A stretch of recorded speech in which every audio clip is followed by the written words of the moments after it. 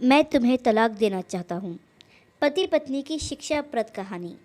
खाना खाने के बाद उसका सारा ध्यान प्लेटें समेटने में था और मेरी आंखें उसके चेहरे पर। मैंने आहिस्ता से उसका हाथ पकड़ा तो वह एकदम घबरा सी गई। मैं तुमसे एक ज़रूरी बात करना चाहता हूँ। वह चुपचाप कुर्सी पर बैठ गई। उसकी आंखें टेबल पर ही थी। वह मुझसे नज़रें नहीं मिला पा रही थी और ना ही मैं, लेकिन मैं उसके दर्द को समझ सकता था। मेरी ज़ुबान भी लड़खड़ा रही थी। समझ नहीं आ रहा था कि कैसे उसे कहूँ, लेकिन कहना तो ज़रूरी था। आखिर मैंने हिम्मत करके कह दिया, मैं तुम्हें तलाक देना चाहता हूँ। मेरी बात सुनकर उसे किसी तरह का आश्चर्य नहीं हुआ, क्योंकि हमारे रिश्ते में जो दूरी आ गई थी, शायद उसे इस बात का अंदाज़ा हो गया था कि यह होने वाला है।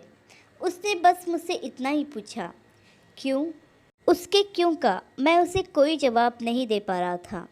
मैंने उसके सवाल को नज़रअंदाज कर दिया, मगर मेरा ये व्यवहार उसे पसंद नहीं आया। उसने ज़ोर से चम्मच ज़मीन पर पटक दिया।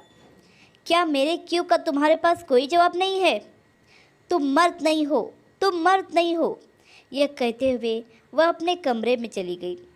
रात भर हम दोनों ने एक दूसरे से बात नहीं की। वह रोती रही। मैं जानता था कि उसके लिए जानना ज़रूरी है कि हमारे विवाहित जीवन को आखिर हुआ क्या है। मैं उसे कैसे बताता कि मेरे दिल में अब उसकी जगह किसी और ने ले ली है। अब उसके लिए मेरे दिल में कोई प्रेम भावना नहीं है। मुझे उस पर तरस तो आ रहा था और पछतावा भी हो रहा था, लेकिन मैंने जो निर्णय लिया था, मेरी नज़र में वह सही था। अगर मैं अपने रिश्ते को बाकी रखता तो मेरी पत्नी के साथ और मेरे साथ अन्याय होता, क्योंकि बिना प्यार का जीवन कैसा। दूसरे दिन सुबह तलाक के पेपर्स अदालत में जमा करने से पहले मैंने एक कॉपी उसके हाथ में दे दी, जिस पर लिखा था कि तलाक के बाद मेरी जायदाद और कारोबार में वह 40% की मालकिन होगी। उसने एक नज़र कागज़ पर डाली और अगले ही पल कागज़ को टुकड़े टुकड़े कर दिए और ज़मीन पर फेंक दिए। जिस औरत के साथ मैंने अपनी ज़िंदगी के 15 साल बिताए थे, वह एक पल में ही मेरे लिए अजनबी हो गई। मुझे बहुत अफसोस तो हो रहा था, क्योंकि इन 15 सालों में बहुत से कीमती पल हमने एक दूसरे के साथ बिताए थे। बहुत सी अच्छी और बुरी यादें जुड़ी थी, पर मैं भी क्या करता। अब मेरे दिल में किसी और ने अपना घर बना लिया था और मैं उसे किसी भी हाल में खोना नहीं चाहता था। मेरी पत्नी मेरे सामने पूरी तरह से टूटकर बिखर गई और चिल्ला चिल्ला कर रोने लगी। मैंने भी उसे रोने दिया ताकि उसका दिल हल्का हो जाए। अगले दिन मैं अपनी प्रेमिका के साथ सारा दिन बाहर घूमता रहा, क्योंकि मैं अपनी पत्नी से नज़र नहीं मिला सकता था।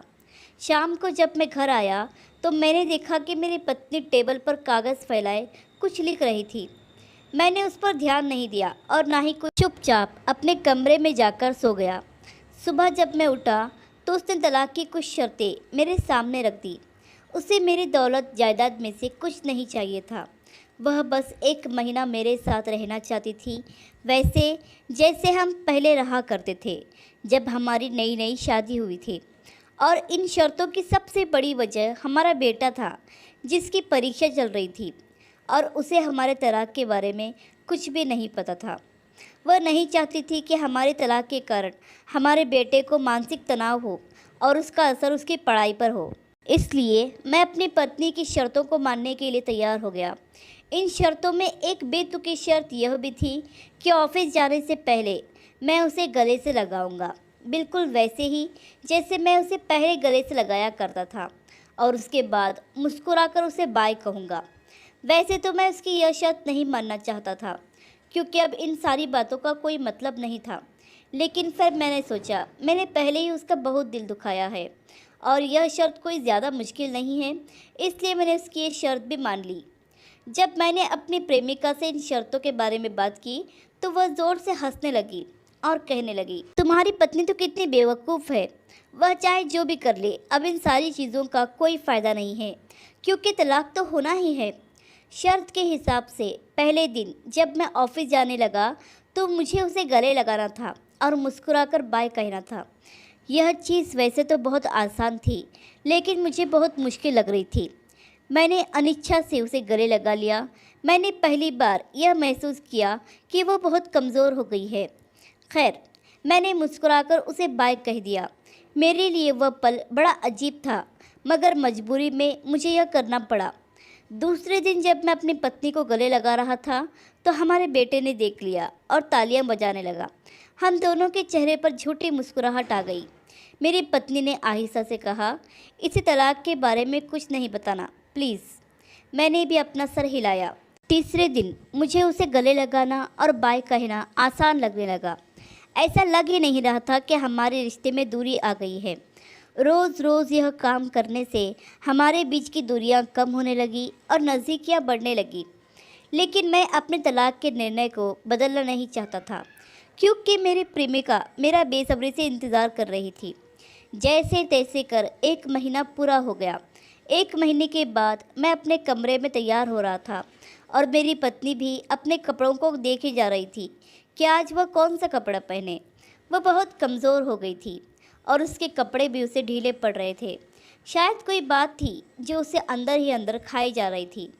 उसे सोच में गुम देखकर मैं उसके पास गया। अभी कंधे पर हाथ ही रखा था कि हमारे बेटे की आवाज़ आई, माँ, पापा, आप बहुत दिनों से कहीं घूमने नहीं गए, आज कहीं घूम कर आइए। मेरी पत्नी मुस्कुराते हुए उठी और अपने बेटे को गले से लगा लिया। मुझे ऐसा लग रहा था कि जैसे कोई मुझे अंदर से झंझोड़ रहा हो और ये बार बार कह रहा हो कि देखो तुम्हारी कितनी प्यारी फैमिली है, तुम क्यों अपना जीवन बर्बाद करने पर तुले हो। लेकिन मैं कमज़ोर नहीं पड़ना चाहता था, इसलिए मैंने अपना चेहरा फेर लिया और वह आखिरी बार मैंने अपनी पत्नी को गले से लगा लिया। उस समय मुझे ऐसा लग रहा था कि शायद मैं अपने जीवन की सबसे प्यारी चीज़ को खोने जा रहा हूँ। मुझे वह सारी कस्में, वादे याद आने लगे जो मैंने अपनी पत्नी से किए थे कि मरते दम तक मैं उसका साथ निभाऊंगा और उसे ऐसे ही प्यार करता रहूँगा। मेरे पैर काफ़ी देर तक वही जमे रहे। मन कर रहा था कि यह पल यही थम जाए, मैं अपनी पत्नी को ऐसे ही गले लगाकर रखूं। बहुत देर बाद मैंने किसी तरह से अपने मन को मना लिया और उसे बिना कुछ कहे अपनी गाड़ी की ओर बढ़ गया। वह मुझे असमंजस से देखे जा रही थी। मैंने तेज़ रफ्तार से गाड़ी आगे बढ़ाई और बार बार मन में यही विचार आ रहा था कि मैं कहीं कमज़ोर न पड़ जाऊं, कहीं मैं वापस न पलट जाऊं, क्योंकि मेरी नई मंजिल, मेरी प्रेमिका मेरा इंतज़ार कर रही थी। दरवाज़ा खुला और वह मुस्कुराते हुए मेरा स्वागत करने लगी। फिर मेरे मुख से वह शब्द निकले जिसकी उम्मीद मैंने कभी नहीं की थी, मैं अपनी पत्नी को तलाक नहीं दे सकता, मैं उसे बहुत प्यार करता हूँ।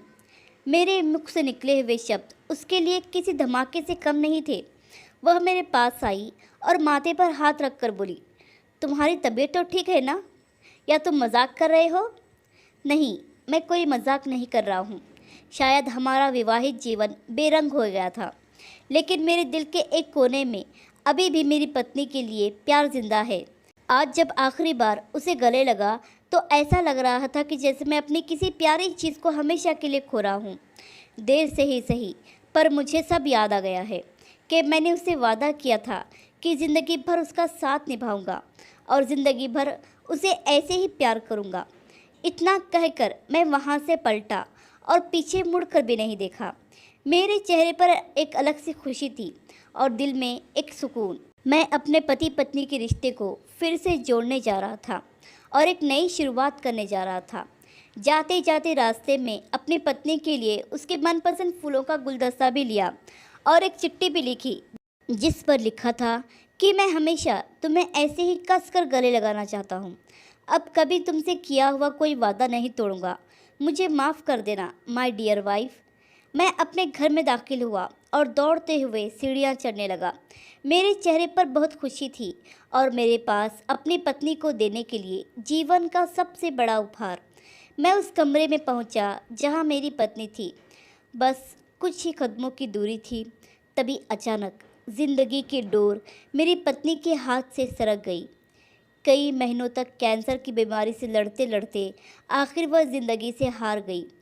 ना ही कभी उसने मुझे अपनी बीमारी के बारे में बताया था और ना ही कभी मैंने उससे पूछा, क्योंकि हम दोनों के बीच ज़्यादा बातें भी नहीं होती थी। जब उसे मेरी सबसे ज़्यादा ज़रूरत थी, मैं किसी और के दिल में अपने लिए मोहब्बत तलाश कर रहा था। उसके मौत के साथ ही एक बड़ा दुखों का पहाड़ मेरे सर पर टूट पड़ा और एक पल में मेरी सारी दुनिया ही उजड़ गई। वह जानती थी कि उसके पास ज़्यादा समय नहीं है। कहीं ऐसा ना हो कि उसकी मृत्यु से पहले ही हमारे तलाक का असर हमारे बेटे के दिलो दिमाग पर पड़े और कहीं वह अपने पिता से नफरत ना करने लगे। इसलिए पिछले 1 महीने में उसने हमारे बेटे की नज़रों में मेरी छवि एक केयरिंग और लविंग हस्बैंड की बनाई थी, जो सच नहीं था। और शायद इस बात का पछतावा मुझे ज़िंदगी भर रहेगा। अब उसके बिना मेरा जीवन एक श्राप बन जाएगा। यह कहानी उन लोगों के लिए है जो अपने बेरंग रिश्तों में रंग भरने के बजाय उससे दूर भागने की कोशिश करते हैं। कई बार हम ये समझने में देर कर देते हैं कि नए रिश्ते बनाना ज़्यादा सही है या पुराने रिश्तों को भरना।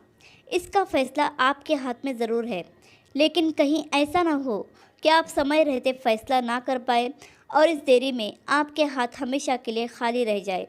तो देर ना करें। कहानी पसंद आई हो तो लाइक, सब्सक्राइब और शेयर करना बिल्कुल भी ना भूलिए। कहानी सुनने के लिए आपका बहुत बहुत धन्यवाद।